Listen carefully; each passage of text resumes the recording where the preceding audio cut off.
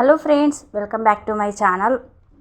తెలంగాణ ప్రభుత్వం కొత్తగా తీసుకొస్తున్న చేయూత ఆసరా పింఛన్ల పథకంకు అప్లికేషన్ ఫామ్ అనేది ఇలా ఫిల్ చేయండి. ఇంకా ఎవరైతే నా ఛానల్ని సబ్స్క్రైబ్ చేయని వాళ్ళు ఉంటే సబ్స్క్రైబ్ చేసుకొని చూడండి ఫ్రెండ్స్. ఇందులో 7 కేటగిరీస్ వైజ్గా ఇచ్చారు.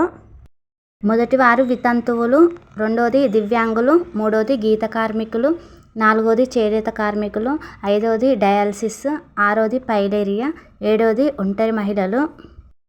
ఈ 7 కేటగిరీస్ వాళ్ళే పింఛన్కి అప్లై చేసుకోవాలి.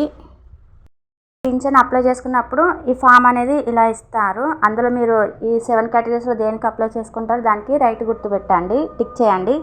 టిక్ చేయగానే మీరు ఫోటో అనేది స్టిక్ చేయండి. ఇక్కడ ఫోటో అతికిచ్చారు కదా, రైట్ సైడ్ ఫోటో పెట్టుకోండి. ఏ పర్సన్ అయితే పింఛన్ కోసం అప్లై చేస్తున్నారో ఆ పర్సన్ ఫోటోనే పెట్టండి. ఫస్ట్ జిల్లా అడుగుతున్నారు, జిల్లా మీద ఏ జిల్లా అయితే ఆ జిల్లాకు నేమ్ రాయండి.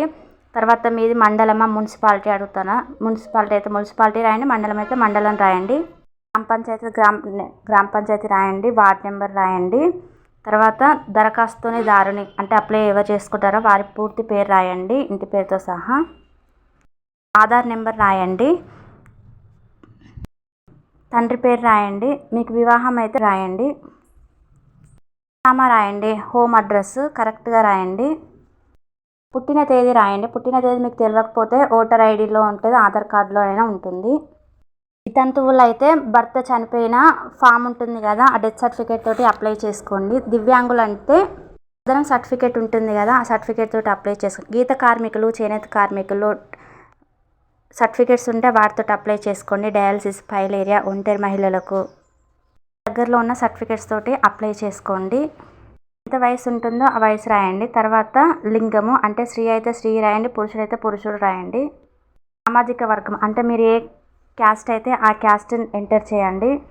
బ్యాంకు ఖాతా మీరు అప్లై చేసుకున్నారు కాబట్టి మీకు ప్రజెంట్ ఉన్నదే రాయండి, వాడుతున్నదే రాయండి. అంటే అందులోనే మనీ పడతాయి. IFSC కోడ్ బ్యాంకు అకౌంట్లోనే ఉంటుంది, పాస్బుక్లోనే. బ్యాంకు బ్రాంచ్ నెంబర్ రాయండి. మీ మొబైల్ నెంబరు రాయండి, కరెక్ట్గా రాయండి, మీకు మెసేజ్ వస్తుంది.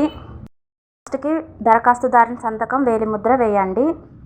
ఎవరైతే దరఖాస్తుదారులు ఉన్నారో వారి రేషన్ కార్డు, ఆధార్ కార్డు, ఒక ఫోటో అంటే బ్యాంక్ అకౌంట్ డీటెయిల్స్ దేనికి సంబంధించింది పెట్టుకుంటున్నారో దానికి ఒక పత్రం అనేది సమర్పించాలి. ఈ వీడియో యూస్ఫుల్ అనిపిస్తే లైక్ చేయండి, కమెంట్ చేయండి, సబ్స్క్రైబ్ చేయడం మాత్రం మర్చిపోకండి.